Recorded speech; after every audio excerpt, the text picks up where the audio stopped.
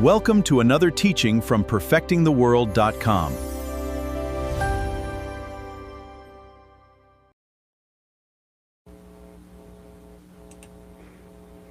Good evening. Good to see you.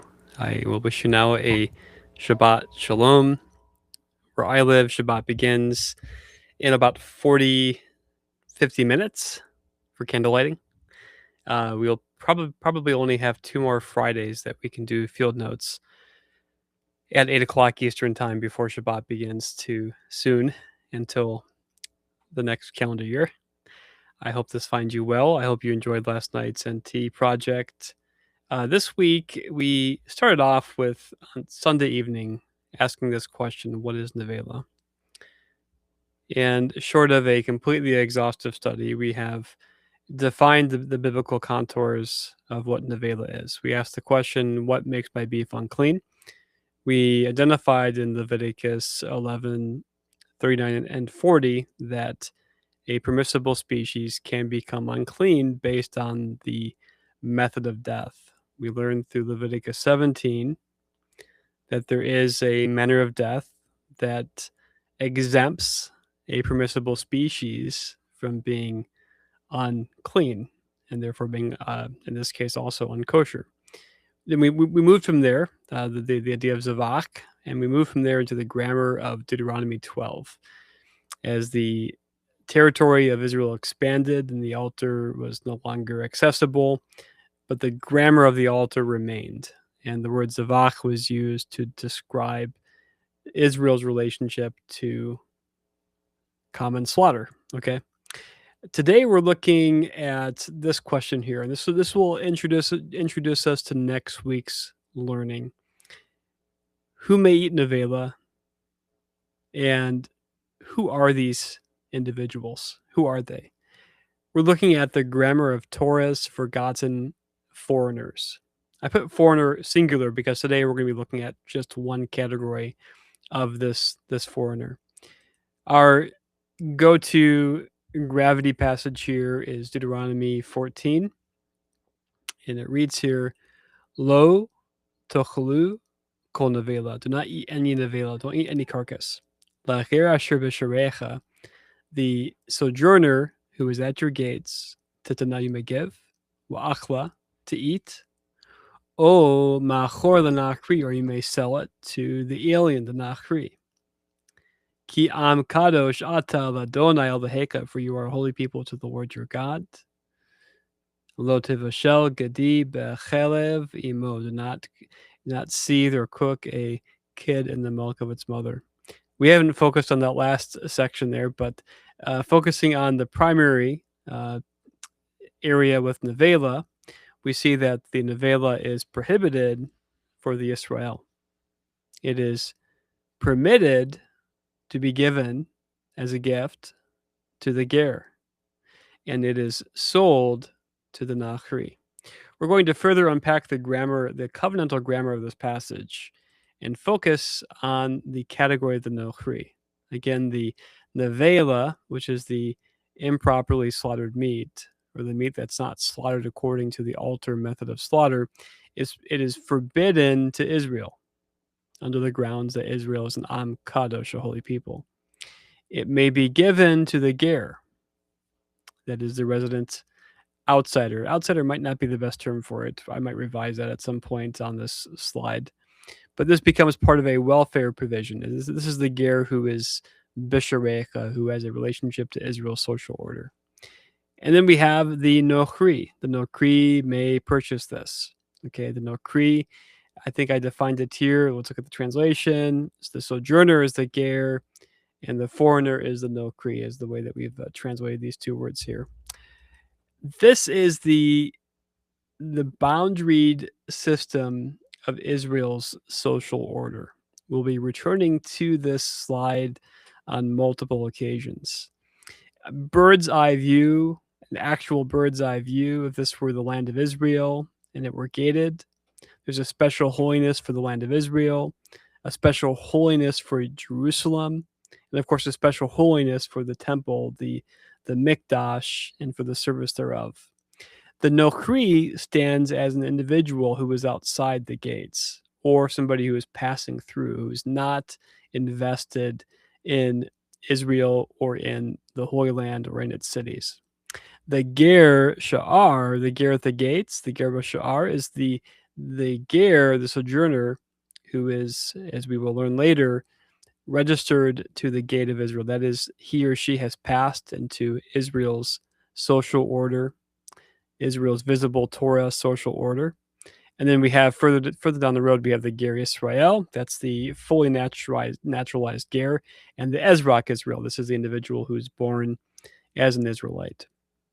Now we have two errors that we see today, two extremes on a spectrum of how two different communities relate to this structure. And maybe you might be able to identify just based on this picture which community does what. We have one community which has taken the gates and it has blockaded them. This community has been under siege, violently under siege for 2,000 years plus, longer than that. But for the last 2,000 years, the last 3,000 years, we've been under siege, and we have inherited the practice of blockading the gates. The other community has demolished the gates. It has pretended the gates are dissolved. And this community asserts and holds that the gates have dissolved because of a particular interior transition, because of a particular set of doctrines and beliefs. Both of these are equally at odds with Torah's grammar.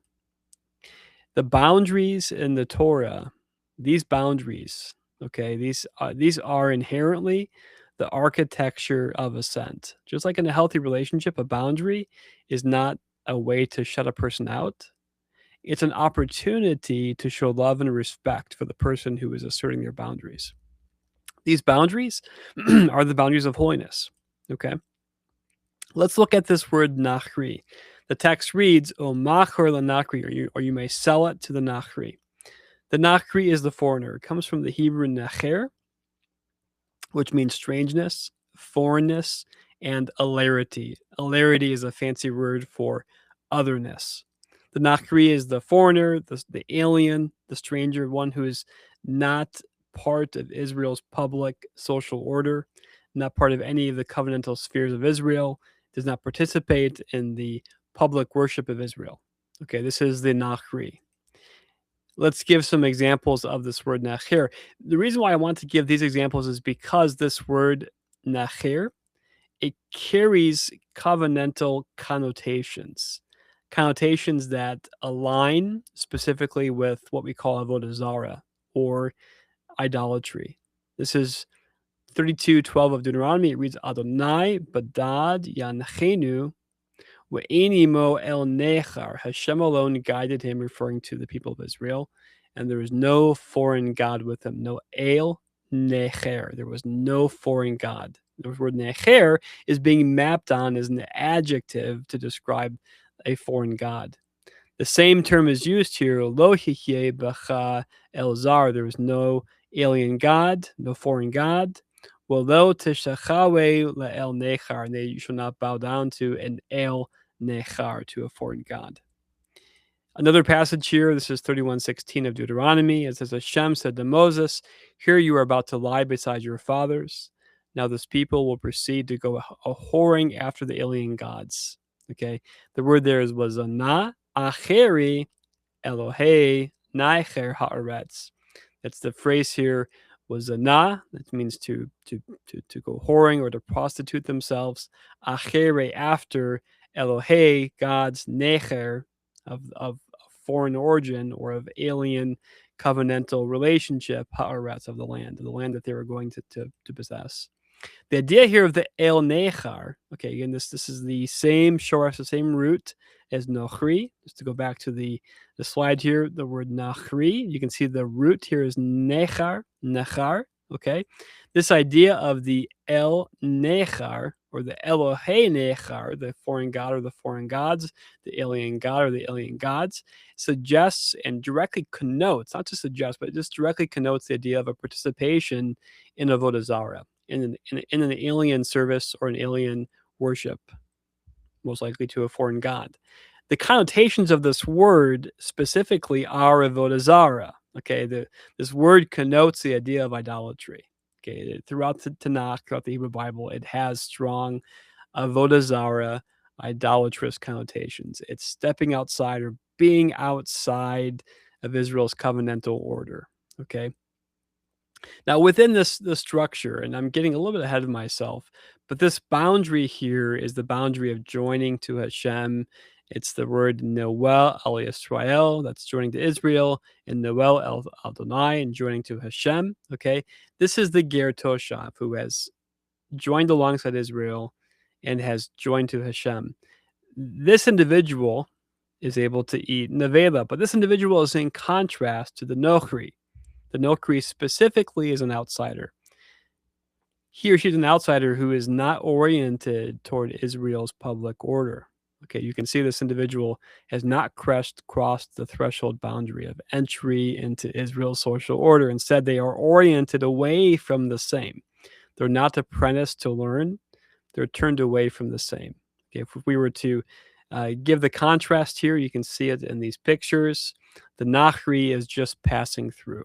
Okay, they have a relationship of advantage to the land of Israel, to the people of Israel, but they're just passing through. They have no desire to make their home within Israel's social order. Now, in contrast, you have the Ger Sha'ar.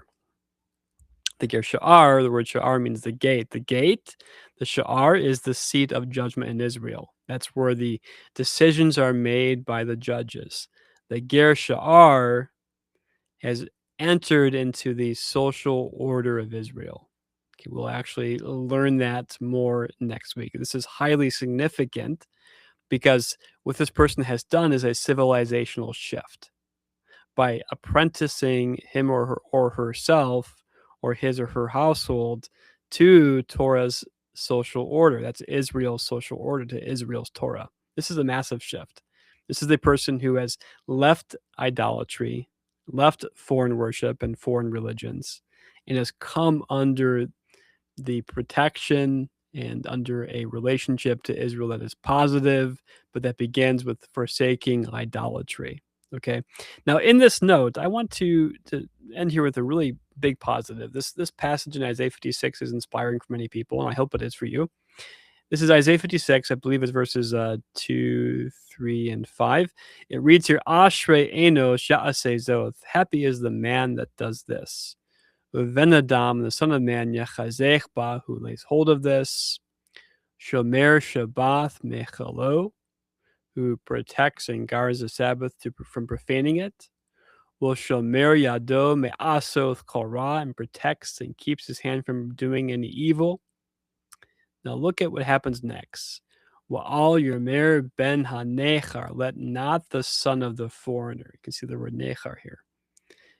What's really important to understand in Torah, the covenant absolutely is based on a transmission based on parentage, without question. But one's parentage is not a limitation to assent and to worshiping God. It says, well, all Yomer ben ha-nechar, let not the son of the nechar, the foreigner. If you bring in the connotation, the covenantal connotation of the foreign God, you could say even the son of the foreign God. Hal-nilei al-Adonai, who joins to Hashem, lemor, let him not say, Havdil Yavdileni, surely separating me, Adonai, Hashem, me'alamo, from his people, Wa'al Yomer Hasarim, Hein Ani Eitz Yavesh. So let not the son of the foreigner or the son of the foreign God. This is the person who has forsaken, who has abdicated, who has renounced the avodah zarah and entered the social order. The one who has joined himself to Hashem. Let him not say, Hashem will surely separate me from his people. Neither let the Enoch say, behold, I'm a dry tree. I believe this is verse 5. It reads, Uvenei hanechar hel nilim el Adonai, and the sons of the foreigner join themselves to Hashem, l'sartho o ahava eth shem Adonai, to serve him and to love the name of Hashem, liyothel la'avadim, to be to him servants avadim, kol shomer Shabbat mechalo, who protect the Sabbath from profaning it, mechazikim berithi, and lay hold fast of my covenant. It goes on to say that they shall be brought in and made joyous in the house of prayer. So I want to end on that note. On the note that regardless of your parentage, regardless of where your family of origin is, the Torah is not blockading your participation in Israel's social public order. You can participate in it. The boundaries are the architecture of assent. Okay, and the solution is not the blockading of the boundaries, and the solution is not to pretend the boundaries don't exist. That is to theologically nullify them based on particular doctrines and so on. The question that we're going to be looking at too is as we continue to look at this whole Nochri and the Ger and so on, we're going to be asking, what does the permissibility of Nevelah, the fact that the Nochri and the Ger is permitted to eat Nevelah, it's not sinful for them to eat Nevelah, okay? What does that tell us about the nature of Torah and the nature of Torah's food regulations? I can tell you right now, I see a lot of people that treat the Torah's food regulations almost like a Greek dualism, like substance good, substance bad, and that's the only way that they map it. And they create it into like a metaphysical, ontological, cosmic sin of sorts. If you have any thoughts on this specifically, please put that in the comments below. The question is, what does the permissibility of Nevelah to the foreigners, to the Nevelah, to the Nochri, and to the Ger Sha'ar, the Ger at the gate, what does that say about the nature of the Torah? Okay. And I want to end here with a positive, a big positive. I'm inviting you to join the Reclamation Project. We have a few reclamation projects going on right now, as a matter of fact. The one reclamation project, which I mentioned, which we've been doing, is the Torah Tuesdays, where we are reclaiming the image of God. The biblical framing and message of the image of God is powerful. It is life-changing. But the other reclamation project we're doing is taking what's been used as a weapon against us for the last 2,000 years. Okay, we're taking that and we're turning it around.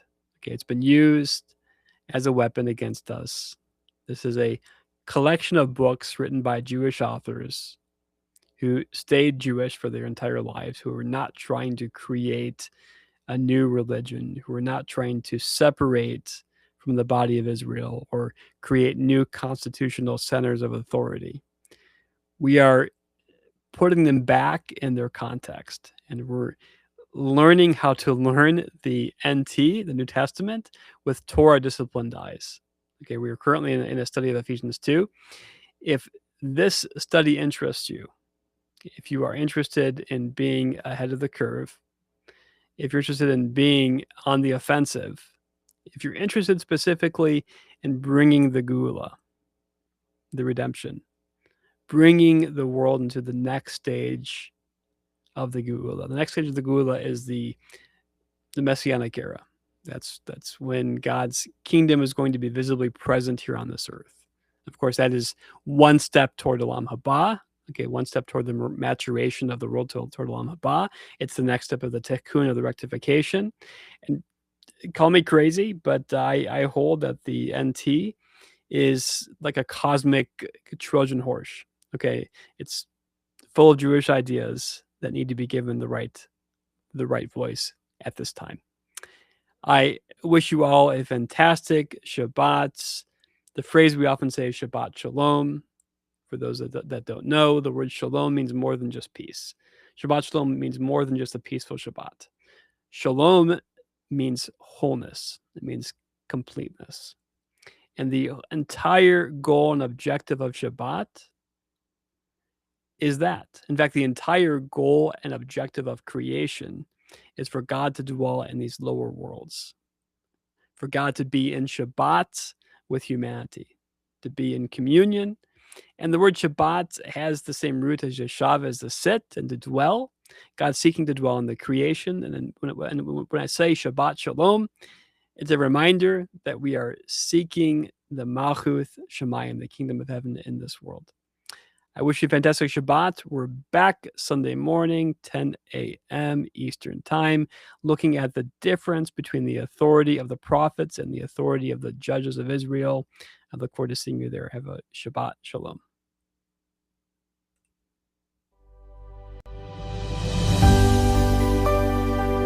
Join the perfectingtheworld.com community today.